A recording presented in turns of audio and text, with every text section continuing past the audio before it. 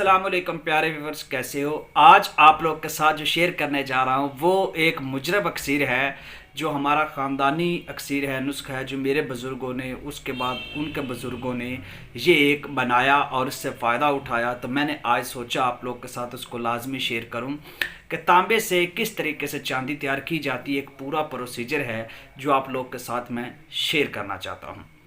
उसके लिए सबसे पहले हमें एक दाबू चाहिए। दाबू तीन चीज़ों से तैयार होगा। वो क्या है, आपने 1 किलो वज़न बनाना है या 1.5 किलो, तो आप ऐसा करें, आधा आधा किलो लें।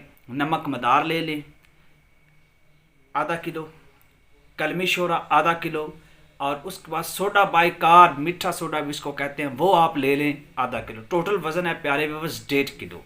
ठीक है, इसको पानी में डाल दे, 2-3 दिन पड़ा रहने दे। उसके बाद मुकत्तर लेकर इसको खुश्क कर ले।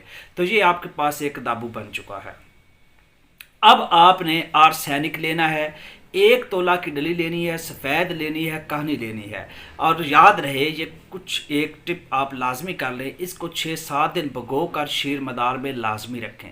उसके बाद आपने जो कॉपर सल्फेट है, नीला थोथा जिसको बोलते हैं, तूतिया जिसको बोलते हैं, ये आपने 1 तोला यानी 12 ग्राम आपने लाजमी ले, 12 ग्राम लें। इसको अच्छे से ग्राइंड कर लें।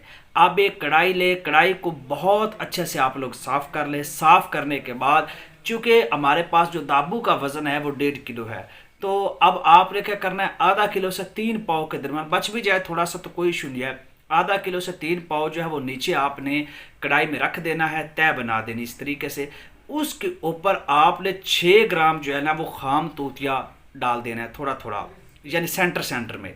उसके ऊपर आपने वो जो तोला की डली है सिम्बल फार की, आर्सेनिक की, उसको रखना है। उसके ऊपर दोबारा खाम तूतिया डाल देना है 6 ग्राम। यानी कहने का मतलब ये है कि जो दाबू है वो नीचे, उसके ऊपर तूतिया, फिर डली, फिर इसके ऊपर तूतिया, उसके ऊपर बाकी जो आपके पास आधा किलो 3 पाव बच गया दाबू, वो डाल दें और उसको ऊपर से कढ़ाई को प्रेस कर दे। अब आपने आग जलानी है। 24 घंटे से 30 घंटे की आप लोग आग जलाएंगे। दरमियानी आग होनी चाहिए, जो स्लो है वो नहीं होनी चाहिए, दरमियानी से आगे तेज़ की फार्म में आग होनी चाहिए, यानी दरमियानी आग जो तेज़ वाली है वो होनी चाहिए। 24 से 30 घंटे आप लोगों ने आग जलाने के बाद 2 लकड़ियों की जो है वो आग आप लोगों ने देनी है। उसके बाद उसको आग को माकूफ कर दे, बंद कर दे। सर्द होने पर एहतियात से कढ़ाई को नीचे उतारें और आहिस्ता आहिस्ता ऊपर से दाबू को उतार लें।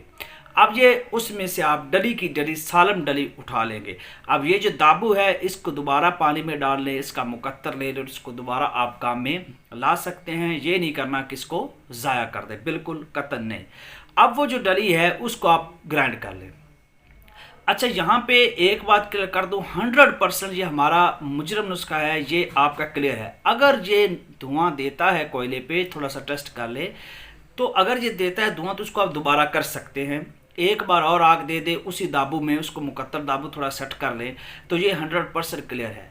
अब आपने क्या करना है, तांबा लेना है 5 तोला, उसको आपने चरख देना है, यानी कोठाली में डालकर तेज़ आग पे आपने चरख देना है।